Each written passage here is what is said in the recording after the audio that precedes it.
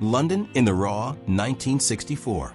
In the heart of swinging 60s London, beneath the glamour of Carnaby Street and the Beatles-fueled pop explosion, a different city pulsed, raw, seedy, and untouched by the spotlight.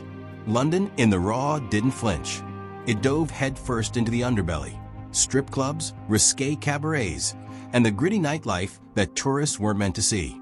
Billed as a documentary, this exploitation film blurred the line between fact and fantasy, shocking audiences with its voyeuristic lens on post-war urban decay. What made it so controversial? It wasn't just the nudity or sleaze. It was the truth it hinted at, a Britain not of tradition and order, but one fraying at the seams. Moral watchdogs were furious. The censors were swift. Many theaters refused to screen it, and for decades, it vanished into obscurity. Deemed too offensive, too filthy, too real. But years later, film historians unearthed it not as smut, but as a time capsule, a daring, if uncomfortable, reflection of a society in flux. Today, London in the Raw is no longer just exploitation, it's evidence. A scandalous glimpse behind the curtain of a city trying to wear a clean face, while hiding a dirty truth. Private Property, 1960.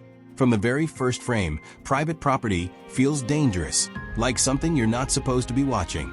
Set against a backdrop of sunny California suburbia, this 1960 film lures you into a twisted tale of obsession, manipulation, and predatory desire. Two drifters, one violent, the other disturbingly silent, set their sights on a lonely housewife.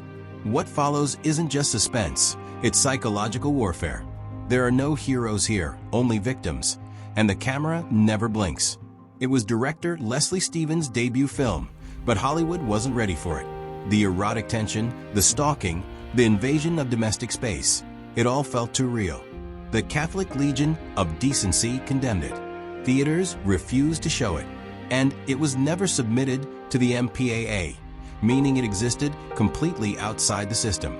Private Property was essentially erased, considered too sleazy and too subversive for its time. For over 50 years, it remained hidden, until a restored version resurfaced in 2016, shocking modern audiences with how bold and modern it felt. Today, critics hail it as a lost masterpiece of independent cinema, not just for its daring subject matter, but for the way it stripped the American dream down to its bones and revealed the nightmare lurking underneath. The Queen, 1967. Before RuPaul's Drag Race and mainstream LGBTQ+ culture, There Was a Queen, a 1967 documentary that dared to pull back the velvet curtain on the underground drag world of New York City. Long before pride parades and rainbow capitalism, drag queens risked arrest, ridicule, and violence just for existing. This film captured their world with raw honesty and dazzling flair, culminating in the Miss All-America Camp Beauty pageant, hosted by none other than flawless Sabrina. But the Queen wasn't just about lipstick and gowns. It was about survival, identity, and rebellion. The film included tense backstage moments, emotional confessions, and an unforgettable showdown involving Crystal LaBeija, whose fiery monologue would echo for decades and inspire the foundation of modern drag ball culture. It was real, unfiltered, unapologetic, yet because it centered queer voices in an era gripped by homophobia, The Queen was met with fear and rejection.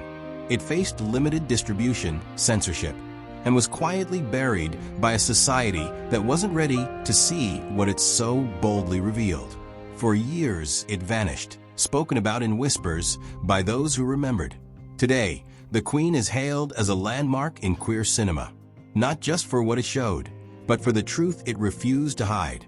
Night Tide, 1961. Night Tide feels like a dream you can't shake, a strange, seductive mystery wrapped in the quiet loneliness of a seaside town. In his film debut, a young Dennis Hopper plays Johnny, a sailor on leave who falls for Maura, a hauntingly beautiful woman who performs as a mermaid at a local carnival. But beneath her charm lies a chilling question. Is Maura truly human or something far more dangerous? Set against the eerie backdrop of moonlit piers and crashing waves, Night Tide unfolds like a Gothic poem. Director Curtis Harrington weaves supernatural suspense with psychological unease, making viewers question what's real and what's imagined. But the film's subtle exploration of sexual identity, obsession, and otherness was far too provocative for its time. Despite its artful direction and atmospheric tension, Night Tide struggled to find a release. Studio heads were baffled by its surreal tone and ambiguous morality. It didn't fit the mold, too strange for horror, too unsettling for romance. As a result, the film drifted into obscurity, passed over and forgotten. Decades later, critics rediscovered its brilliance. Now viewed as a pioneering piece of queer-coded cinema and psychological horror, Night Tide stands as a haunting reminder. Sometimes the scariest monsters don't come from the sea, they live within us. The Connection, 1961. The Connection broke every rule Hollywood held sacred. Directed by Shirley Clarke, this daring 1961 film is a raw, unflinching look at heroin addiction, not through sanitized melodrama, but in live, almost documentary-style immediacy. The story centers on a group of junkies and their dealer, trapped in a cramped New York apartment, anxiously awaiting their next fix, while a filmmaker documents their pain. What made The Connection so controversial wasn't just its subject, it was how brutally honest it was. No sugarcoating, no moralizing, just desperate addicts in all their flawed humanity. The film's groundbreaking cinema verite style shocked audiences and critics alike, blurring lines between fiction and reality. It felt so real. Some accused Clarke of glamorizing drug abuse, while others thought it was exploitative. Censors reacted harshly. The film faced bans and heavy cuts and was barred from many theaters, condemned for its language, drug use, and unfiltered look at a taboo topic. For years, it was shelved, virtually forgotten, too raw for mainstream America. But its influence grew underground, inspiring filmmakers and artists who admired its courage and honesty. Today, The Connection is praised as a pioneering masterpiece of independent cinema, a fearless snapshot of addiction that still resonates decades later. The Party's Over, 1965. The Party's Over is not your typical 60s drama. It's a raw, unsettling plunge into the heart of a generation on the edge. Directed by Guy Hamilton, the film explores the dark aftermath of a wild weekend of partying in London, where youthful rebellion spirals into violence, heartbreak, and disillusionment. At its core is an explosive love triangle, but this isn't romance as you know it. The characters are lost souls trapped between the fading optimism of post-war Britain and the uncertain promise of the swinging 60s. The film's gritty realism, combined with stark portrayals of drugs, sex, and crime, shocked audiences and critics alike. What made The Party's Over so controversial was its unapologetic look at the destructive consequences of hedonism. Scenes of raw emotion and brutal confrontations were deemed too harsh, too cynical for the era's sensibilities. Censors clamped down hard, leading to bans and heavy edits that kept the film from reaching wider audiences. For decades, it remained buried, a secret slice of counterculture cinema that revealed the darker undercurrents of the 60s revolution. Today, it stands as a haunting reminder that not every party ends in celebration. Sometimes, it's the start of something far more dangerous. The Savage Innocence, 1960. The Savage Innocence transports viewers to the frozen, unforgiving Arctic tundra, where innocence clashes violently with civilization.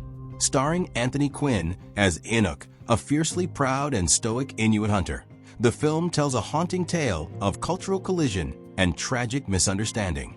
Inuk lives by ancient traditions, bound to the rhythms of the land and his people, until an outsider's world shatters that fragile balance. What made this 1960 film so controversial was its unfiltered depiction of indigenous life and raw, sometimes brutal violence. Unlike the sanitized portrayals common at the time, The Savage Innocence showed the harsh realities of survival, rituals, struggles, and even executions, with a stark honesty that unsettled many. The film didn't shy away from the clash between primal instincts and the encroaching forces of civilization, exposing uncomfortable truths about colonialism and cultural arrogance. Censors were wary of the graphic violence and the film's refusal to romanticize its subject.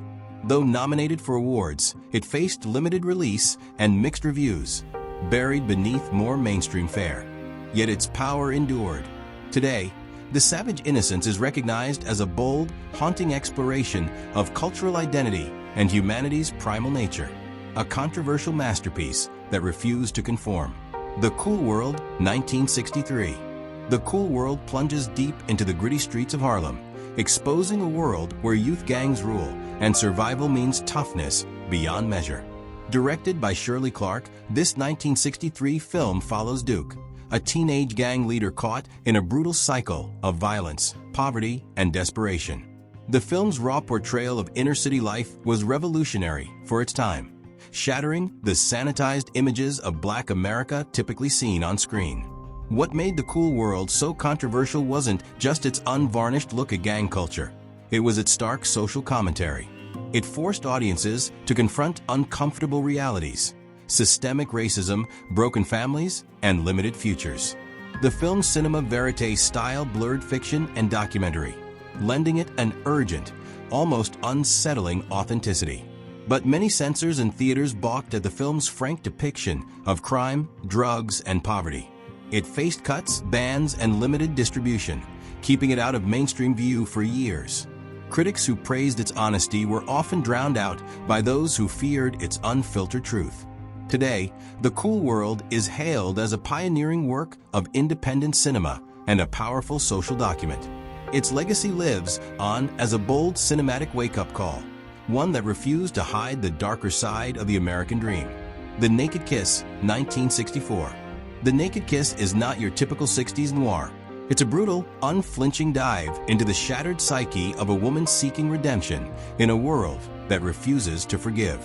Directed by Samuel Fuller, the film follows Kelly, a former prostitute who tries to start fresh as a schoolteacher in a quiet town. But beneath the surface, darkness follows her every step. What made The Naked Kiss so controversial was its fearless exploration of taboo subjects: sexual exploitation, corruption, and psychological trauma, long before such themes became mainstream. Fuller's gritty style exposed the hypocrisy and moral decay hidden behind suburban facades, shocking audiences with its raw violence and emotional intensity. The film's portrayal of a fallen woman who refuses to be a victim challenged social norms and censorship boards alike. Scenes of brutality and implied abuse led to heavy scrutiny and restricted screenings.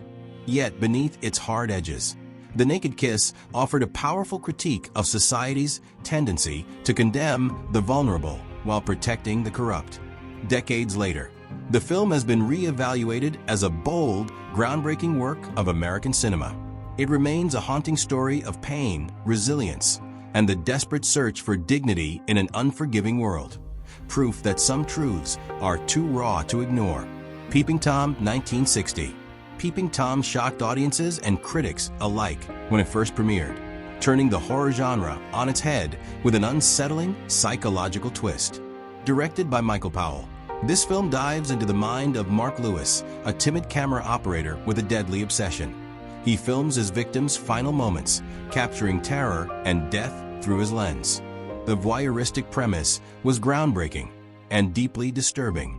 What made Peeping Tom so controversial wasn't just its violence, but the way it implicated the audience as complicit voyeurs. The film forces viewers to confront uncomfortable questions about obsession, trauma, and the ethics of watching violence as entertainment. It peeled back the glamorous mask of cinema to expose a dark, voyeuristic undercurrent. Upon release, Peeping Tom faced a brutal backlash. Critics labeled it sick and perverse. Powell's career was nearly destroyed. British censors banned the film, and it was denied a U.S. release for years. It was buried, forgotten, and vilified, an example of a film way ahead of its time. Decades later, Peeping Tom was rediscovered and reappraised as a masterpiece of psychological horror and film theory. Today, it's celebrated for its daring narrative, chilling atmosphere, and its pioneering exploration of the human psyche's darkest corners.